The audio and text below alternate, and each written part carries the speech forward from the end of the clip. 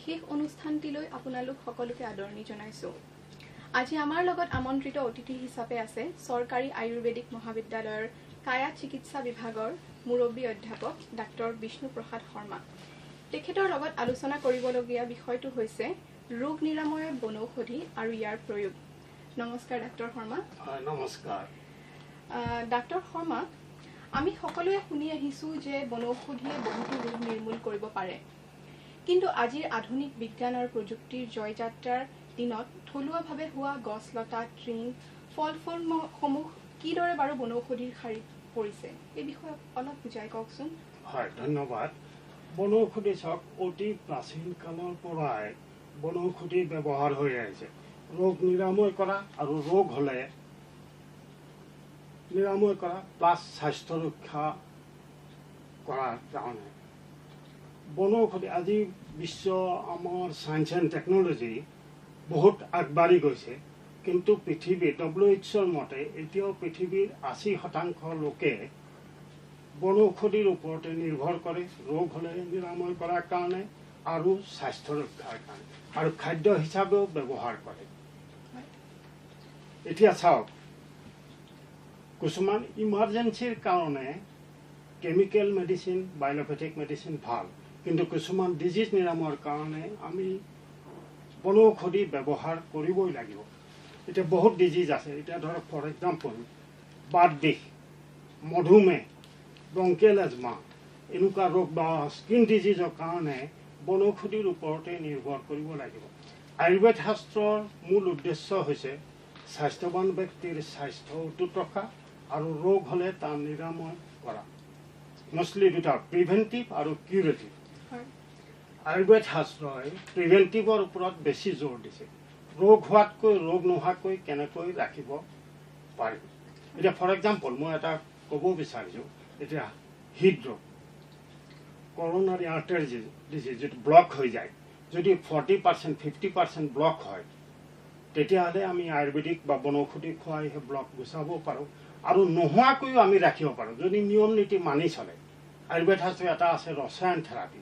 ৰসায়ন থেৰাপি হ'ল কিছুমান বনৌষধিৰ প্ৰয়োগ আৰু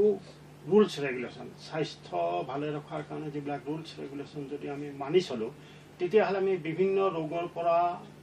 আমি নিজক বচাই ৰাখিব পাৰিম আৰু ৰোগ হ'লেও সেই বনৌষধিবিলাক আমি ব্যৱহাৰ কৰিব পাৰিম। এটা মই আপোনাক উদাহৰণ দিব বিচাৰোঁ। ছাপ'জ মোৰ ডায়েবেটিছ হৈ আছে,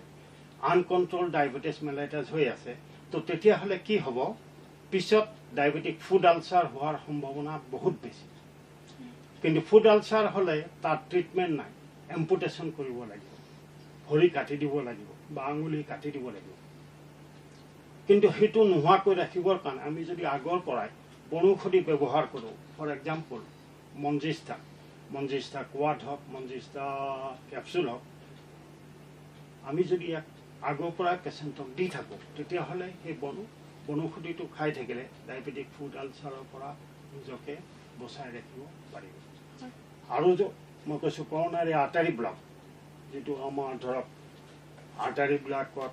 ফেট জমা হৈ যায় ডিপেণ্ডিং আপন আমাৰ খোৱা খাদ্যৰ ওপৰত, সেইবিলাক ঠিকেই ৰখাৰ কাৰণে আয়ুৰ্বেদৰ এটা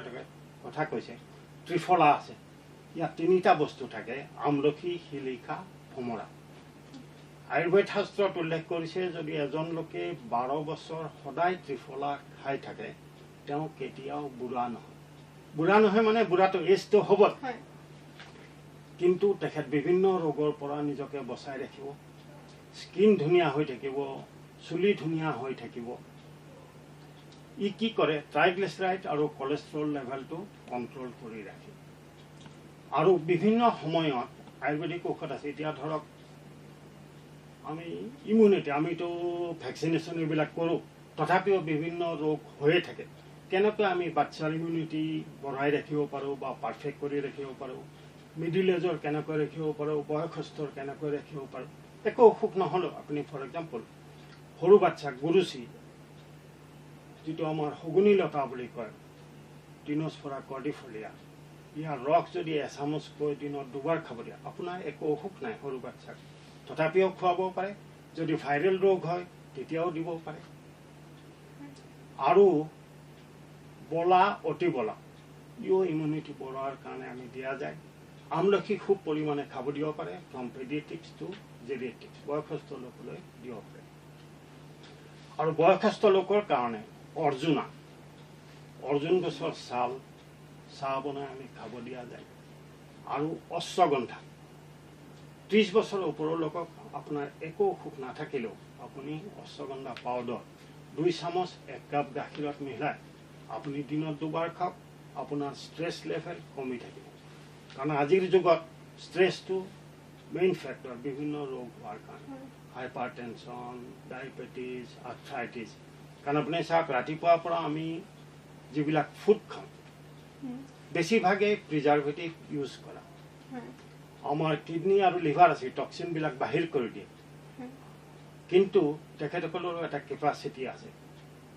কিমান টক্সিন বাহিৰ কৰিব আপুনি যদি কম পৰিমাণে সেইবিলাক খায় তো ভাল যদি বেছি পৰিমাণে খায় তো তেতিয়াহ'লে কি হয় টক্সিনবিলাক বডিত ডিপজিশ্যন হৈ যায় আৰু যিমানেই ডিপজিট হ'ব তাৰ পৰা বিভিন্ন ৰোগত আমি আক্ৰান্ত হওঁ সেইকাৰণে আমি আৰ্থ্ৰাইটিছ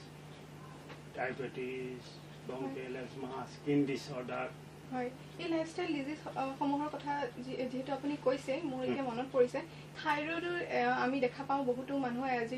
আজিকালি বহুতো মানুহৰ থাইৰয়ড হোৱা দেখা পোৱা যায় থাইৰয়ডৰ কাৰণে কিবা তেনেকুৱা নিৰাময় বনৌষধিৰ দ্বাৰা হয় বনৌষধিৰ পৰা আছে থাইৰয়ড হ'লেতো আপুনি ঔষধ খাবই লাগিব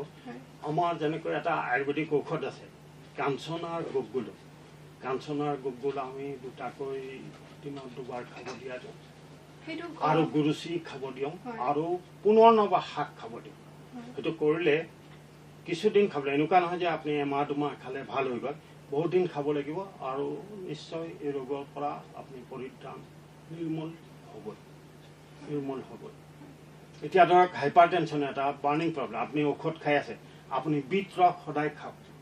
বিট ৰস যদি খাই থাকে লগত ব্ৰাহ্মী কেপচুল বা ব্ৰাহ্মী আজিকালি শাক পায় ব্ৰাহ্মী শাক ভাজি খাওক বা কেঁচা ৰস উলিয়াই খাওক লগত পুনৰ্নবা শাক খাওক দেখিব এই প্ৰেছাৰটো লাহে লাহে কমাই দিছে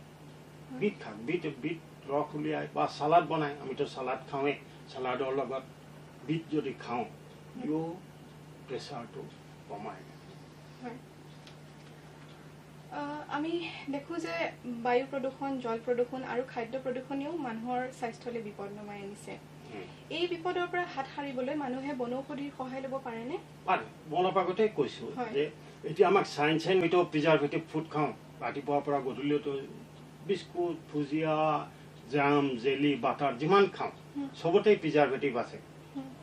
তো সেইবিলাক নিৰ্মূল কৰাৰ কাৰণে আপুনি যদি সপ্তাহত 2-3 দিন পুনৰ্নবা গছৰ চৰক বুলি এটা বনৌষধি পায় অৰুণাচলত তাৰ পৰা মেডিচিন ওলাইছে আৰু প্ৰতিষেধক হিচাপে মই অলপ আগতে কৈছোঁ গুৰুচি খুব খাওঁ গুৰুচি অশ্বগন্ধা আমলখি এইকেইটা খাই থাকিলে আপুনি কেঞ্চাৰ ৰোগৰ পৰা বাচি থাকিব আৰু নৰসিংহ জানে কাৰিপাত্তা বুলি কয় ইও কেঞ্চাৰ প্ৰটেকশ্যনত সহায় কৰে আপুনি সপ্তাহত 2-3 দিন নৰসিংহৰ চাটনি বনাই খাওক বা তৰকাৰী আঞ্জা বনাই খাওক বা নহ'লে ফ্ৰেছ লিভো খাওক তাৰ আৰু এটা উপকাৰ আছে আপুনি যদি ডায়েবেটিছ ৰোগত আক্ৰান্ত হৈ আছে নৰসিংহৰ পাত ডেইলি 10টা চবাই খাওক দেখিব কিছুদিন পিছত আপুনি যদি কিবা অৰেল হাইপোগ্লাইচেমিক খাই আছিলে সেইটো ড'জো কমি যাব অকল আপুনি বনৌষধিৰ ওপৰতে বনৌষধি খাই আপোনাৰ চুগাৰ লেভেল ডায়েবেটিছটো কণ্ট্ৰল কৰি ৰাখিব পাৰিব এইচৰ কাৰণেও আছে আমি এটা মহৰ্ষি আয়ুৰ্বেদ সংস্থা আছে তেখেতসকলে এটা অমৃত কলাছ বুলি এটা ঔষধ ওলাইছে বেচিকেলি তাতে আমলখি আছে আমলখি ঘি ইয়াৰ পৰা বনাইছে এইটো কেঞ্চাৰ প্ৰিভেনশ্যনো হয় আৰু এইচ ৰোগীৰ কাৰণেও ভাল ই কি কয় লাইফ স্পানটো বঢ়াই দিয়ে আমি এইচ ৰোগীক সাধাৰণতে গুৰুচি অশ্বগন্ধা আমলখি এইকেইটা বেছি পৰিমাণে খাব দিওঁ কেঞ্চাৰ ৰোগীক আৰু এটা দিওঁ হীৰক ভস্ম খাব দিয়া যায় আৰু গৰুৰ পোৱালি জাগিলে যিটো ফেহু ওলায় সেই ফেহুটো বেষ্ট কেঞ্চাৰ আজিকালি তাৰ কেপচুলো ওলাইছে বা আগৰ দিনত আমি খাইছিলোঁৱেই সেনেকুৱাও যদিও খাই থাকে বিভিন্ন ৰোগৰ পৰা বচাই ৰাখিব পাৰে আৰু কেঞ্চাৰ হ'লেও নিৰাময় কৰে এটলিষ্ট লাইফ স্পানটো বঢ়াই দিব পাৰে লাইফ স্পানটো আৰু কেতিয়াবা শল্য চিকিৎসকৰ সহায়ো ল'ব লাগিব অপাৰেশ্যন কৰিবও লাগিব কিন্তু তথাপিও আয়ুৰ্বেদিক বনৌষধি ঔষধ খাই থাকিলে লাইফ স্পানটো বঢ়া আৰু তেখেতে সুন্দৰ জীৱন যাপন কৰিব পাৰিব। হয়, আৰু এতিয়া যিহেতু আমাৰ ঠাণ্ডাৰ দিন আহিছে, আমি বহুতো চৰ্ম ৰোগ দেখা পাওঁ। সেই চৰ্ম ৰোগৰ বিষয়ে অকণমান আপুনি ক'লে ভাল আছিলে। হয়, এতিয়া চাওক আপুনি ঠাণ্ডা দিন সাধাৰণতে কি হয়, ছালটো শুকাই যায়, সোনকালে শুকাই যায়। তো ইয়াৰ কাৰণে আপুনি কি কৰিব, নাৰিকল তেল লওক, তাত অকণমান কৰ্পূৰ মিক্স কৰি সপ্তাহত 2 দিন বা 3 দিন গোটেই শৰীৰত